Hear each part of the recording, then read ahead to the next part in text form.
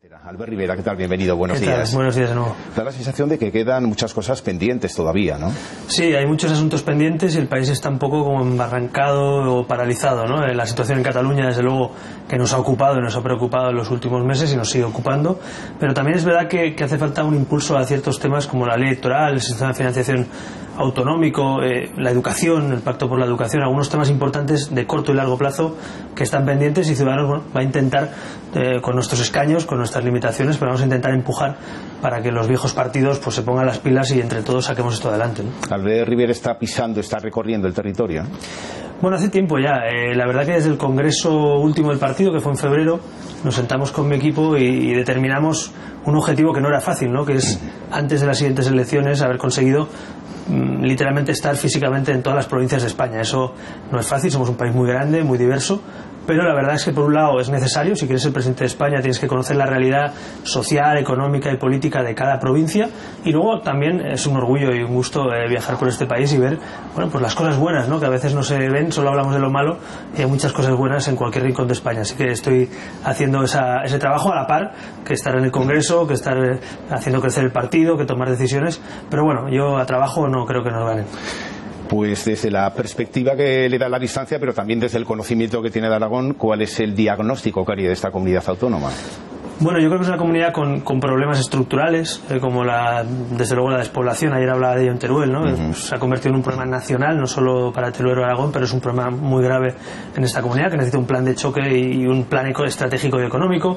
También creo que en los últimos meses hay algún síntoma de desaceleración en el campo de los autónomos y en otros asuntos. Y luego en materia impositiva creo que también hay que hacer mucho trabajo, ¿no? Hoy lo comentaba aquí y es un tema que también queremos llevar a las Cortes cuanto antes, como hemos hecho en Andalucía o Murcia, para suprimir el impuesto de sucesiones, porque no es justo que en algunas comunidades se esté suprimiendo y en Aragón se siga pagando 2 veces por lo que es tuyo, ¿no? Así que este tipo de cuestiones yo creo que son temas que hay que tratar, y luego también veo oportunidades. Yo creo que esta es una tierra geográficamente muy bien situada como espacio logístico, industrial, con una tradición en determinados tipos de industria como la automovilística, pero también con nuevos espacios a un nuevo modelo turístico, a las renovables. Yo creo que Aragón podría también aprovechar las oportunidades de la globalización, no solo los problemas, y en ese caso, bueno, creo que hace falta ambición también del gobierno para impulsar esas reformas que haga de Aragón un sitio atractivo para empresas y trabajadores, ¿no?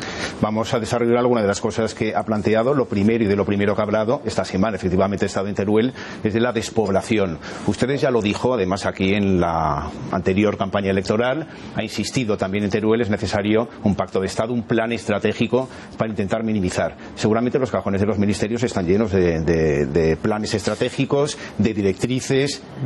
¿Qué es lo que propone Ciudadanos? Hombre, en primer lugar, tomárselo como un tema nacional. Es decir, yo creo que no podemos atacar este problema, que es un problema nacional, desde el punto de vista local. Desde luego que Teruel o Soria o otras provincias de España pues lo sufren en mayor medida, pero tenemos que tomarnos como un problema, porque si dejamos que se abandonen partes del territorio, si concentramos toda la población en algunas zonas de España, si abandonamos esos territorios, lo que generas es desigualdad, lo que generas es más costes incluso para la administración, para servir a toda esa gente que está más dispersa, y por tanto nos lo tenemos que tomar en serio. Nosotros proponemos que el plan sea un plan estratégico con componente económico. Es muy fácil decir simplemente yo quiero estar en mi pueblo. Eso todos seguramente queremos vivir en nuestra ciudad, en nuestro pueblo.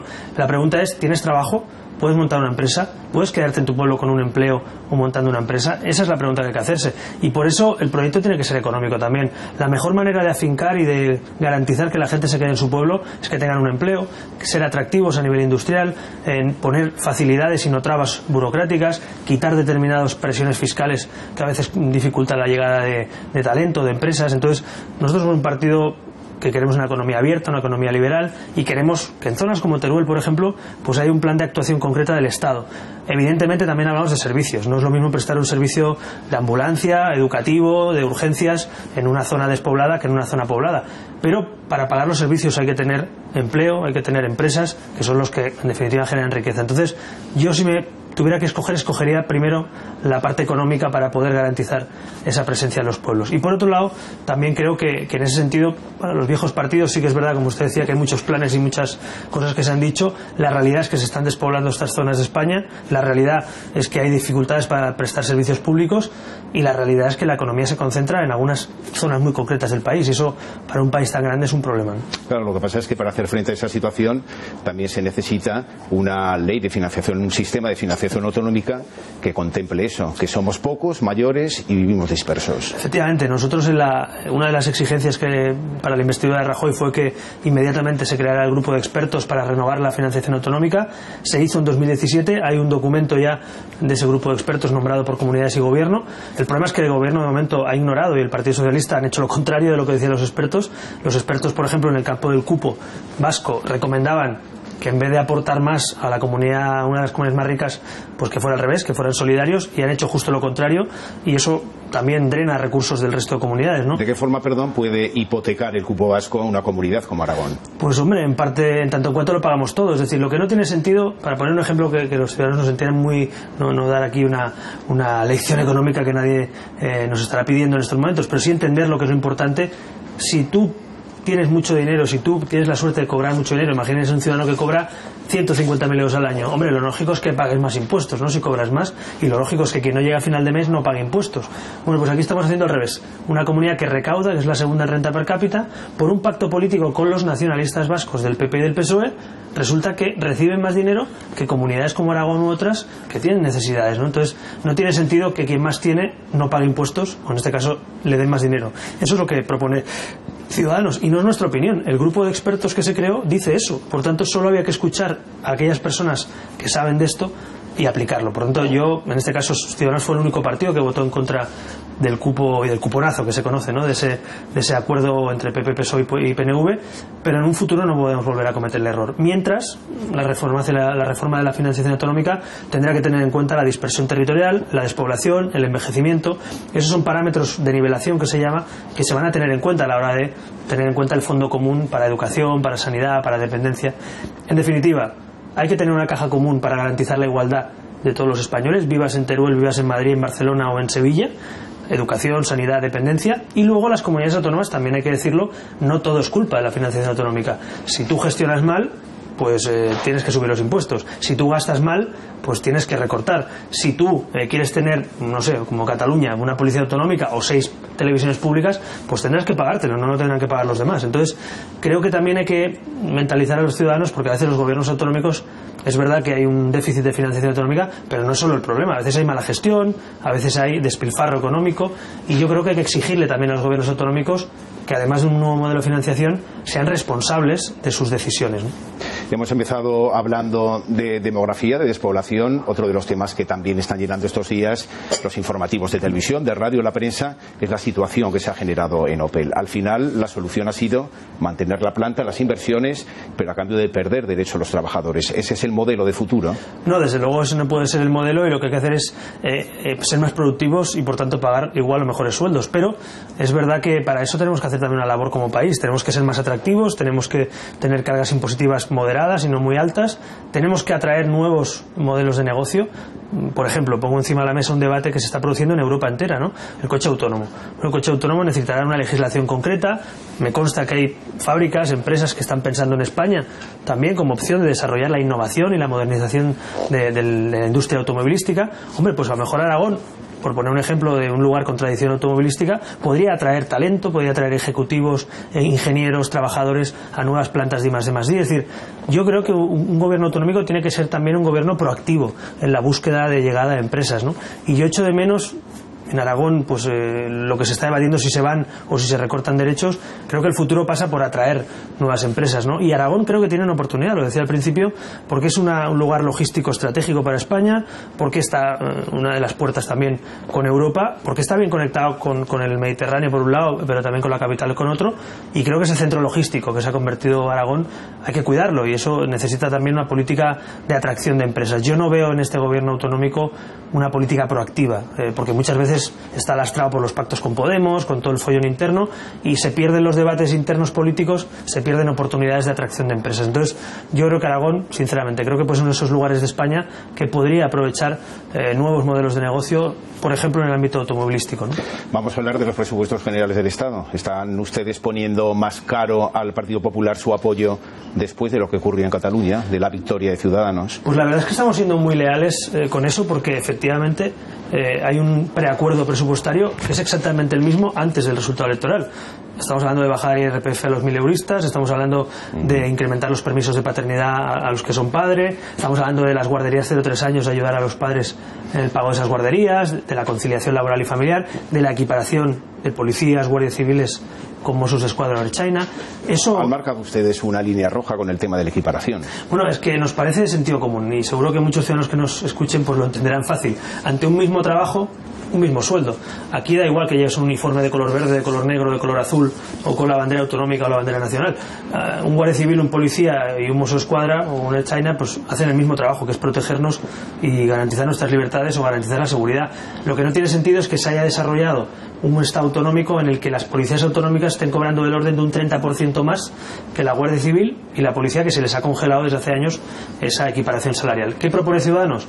Que no en un año, que sería mucho dinero, pero sí en 3 años, aquí al final de legislatura, cada año se incorporen 500 millones de euros para acabar equiparándolo. Yo estoy convencido que la mayoría de españoles, a los que luchan contra el terrorismo, a los que luchan contra la corrupción, a los que han defendido la Constitución en Cataluña, creo que se merecen como mínimo el mismo sueldo, no digo más, digo el mismo, ¿no? Y eso es una de las líneas rojas, efectivamente. Yo espero que el PP cumpla. De momento no lo está haciendo, Montoro está mareando la perdiz, que se suele decir. El gobierno pone 1000 pegas, están peleados entre ellos, entre Zoido, Montoro, Rajoy. Yo espero, sinceramente, que los problemas del PP, la corrupción del PP, no es lastre. otra de las líneas rojas que han marcado ustedes para apoyar el presupuesto. Claro, porque nosotros firmamos un pacto anticorrupción que, si bien no podía tirar marcha atrás de la corrupción que ha tenido el PP o el PSOE en Andalucía, sí podíamos poner un cortafuegos, que es decir, oiga, si a usted le imputan en un proceso judicial, por lo menos que no se siente en un escaño, por lo menos que no esté en un gobierno. ¿Qué pasa? Que el PP tiene una senadora del caso Púnica sentada en un escaño, bueno, más bien atornillada en el escaño porque Rajoy la está protegiendo, y firmaron un acuerdo que decía que si te imputaban por un caso de corrupción tenías que irte, y no lo está cumpliendo. Y yo me pregunto, el IRPF, la conciliación, la equiparación salarial policial, todo eso el PP lo va a hipotecar por no decirle a una señora que se vaya a primera instancia y se defienda y que deje el cargo. Yo creo que España no se merece un gobierno y un presidente que no cumpla su palabra, y yo espero que Rajoy rectifique en los próximos días. Y pongo un ejemplo que todo el mundo tendrá en mente. Chaves y Griñán se tuvieron que marchar del escaño porque Ciudadanos lo exigió en Andalucía para llegar a un acuerdo, y se fueron, y no fue fácil, costó mucho. En Murcia el presidente de Murcia estaba imputado por varios delitos de corrupción y el PP no quería que se fuera, y Ciudadanos lo exigió para cumplir el acuerdo de investidura, y se fue. Pues lo mismo queremos con esa senadora. En definitiva, la corrupción bastante nos ha costado ya al bolsillo de los españoles como para que ahora nos lastre los nuevos derechos que van en esas políticas naranjas del presupuesto nacional. Así que yo quiero ser optimista, quiero creer que el gobierno va a acabar cumpliendo, y quiero pensar que todos esos colectivos, toda esa gente, millones de personas, van a ver un poco de alivio en los bolsillos con esos presupuestos, ¿no?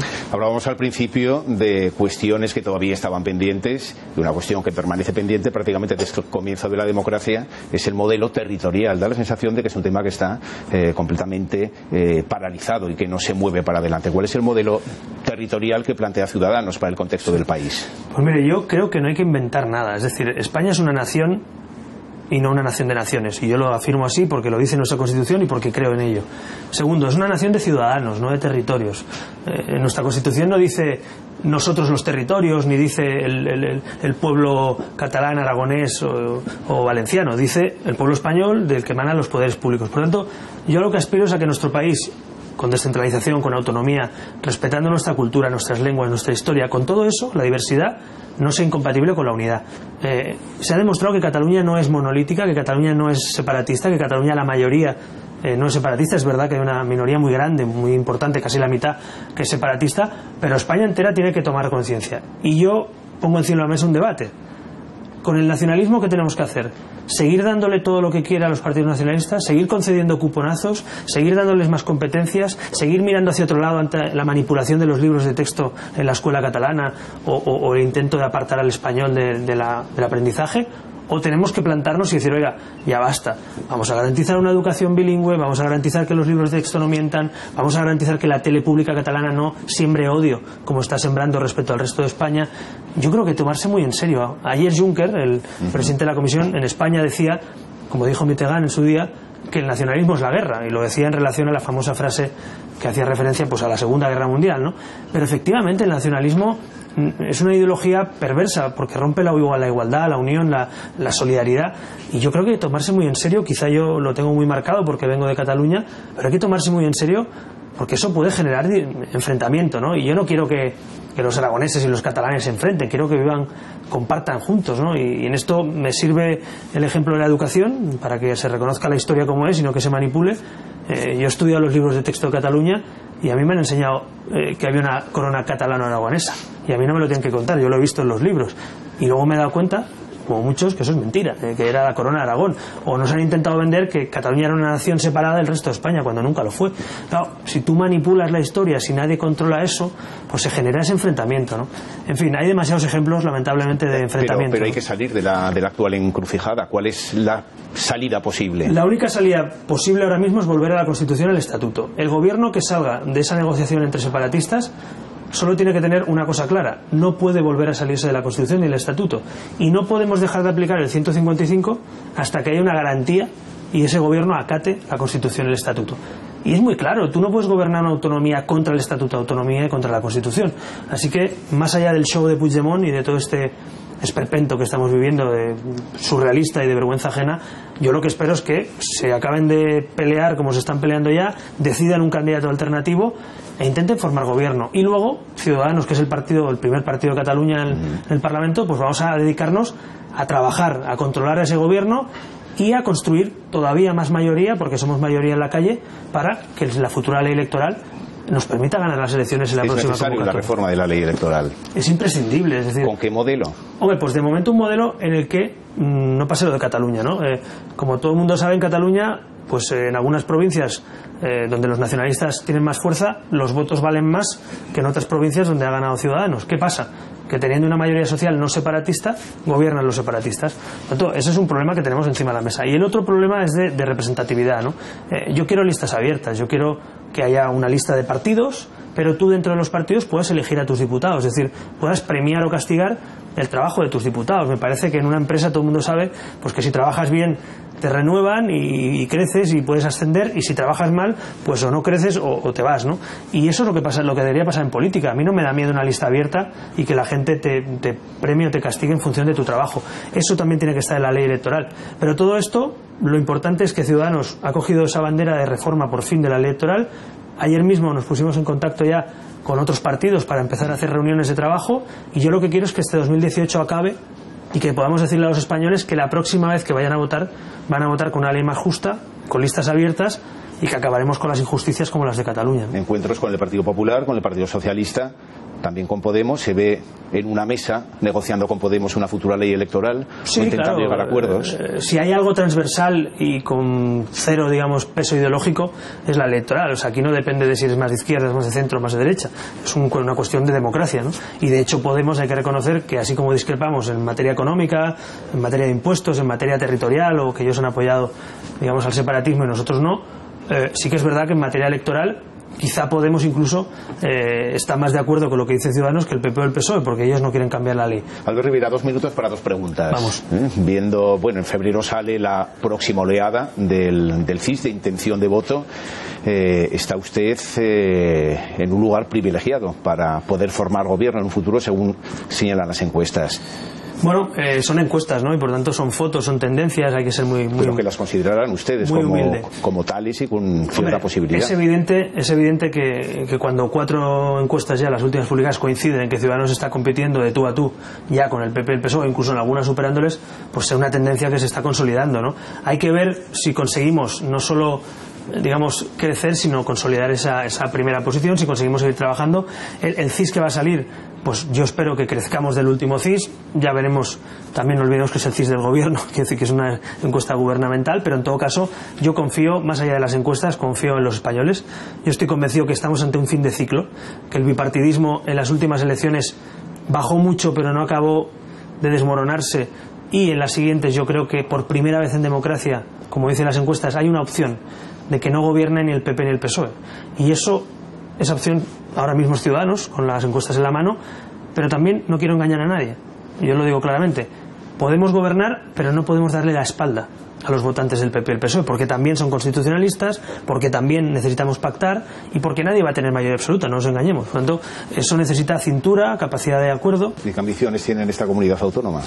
Bueno, la verdad es que también aquí las encuestas son muy buenas, como en toda España, pero son, como digo, solo encuestas. A mí lo que me gustaría en esta comunidad autónoma es gobernar, ¿no? Es decir, Ciudadanos en las últimas elecciones pues dio la sorpresa entrando con mucha fuerza en el mapa electoral, pero es verdad que no nos dio suficiente como para ser decisivos, ¿no? ¿Está armado en esta comunidad autónoma como para hacer frente a ese posible futuro? Bastante más de lo que la gente piensa. Ayer daba el dato que Ciudadanos está implantado en el 78% de Aragón, casi el 80% un partido en 2 años. Nuestra aspiración, nuestro objetivo es llegar prácticamente al 95%, 100% antes de las elecciones. Eso significa que haya una implantación territorial muy importante. Hay 21 agrupaciones territoriales en esta comunidad autónoma. Estamos creciendo muchísimo, es una de las comunidades que más crece en afiliación y sobre todo aquí hay talento en Aragón, digo, no solo en Ciudadanos. Es decir, a mí no me da miedo el reto de entrar en un gobierno con el talento que hay en la sociedad civil y ser capaces de gobernar en coalición. Bueno, pues habrá que estudiarlo, ¿no? Ciudadanos, si algo cambió en el último congreso del partido, es que decidimos que en 2019, si se puede sumar y si hay un gobierno que pueda tener una hoja de ruta naranja, podemos decir, o que nos satisfaga, pues nosotros vamos a estar posiblemente en condiciones de gobernar. ¿Con quién? Bueno, eso lo decidirán los aragoneses, ¿no? Pero yo estoy convencido que esta comunidad necesita estabilidad y no bronca permanente entre el gobierno y Podemos, que esta comunidad necesita, como hablamos, quitar impuestos, aligerar a la clase media, atraer empresas, reformar cosas, preocuparse económicamente de esa despoblación, y para mí eso pasa por un gobierno estable, por un gobierno en coalición, por un gobierno con un pacto estable que pueda hacer esas reformas sin estar todo el día pendiente del bloqueo permanente de una parte de la oposición. Albert Rivera, presidente de Ciudadanos, muchas gracias por haber charlado con nosotros. Buenos días.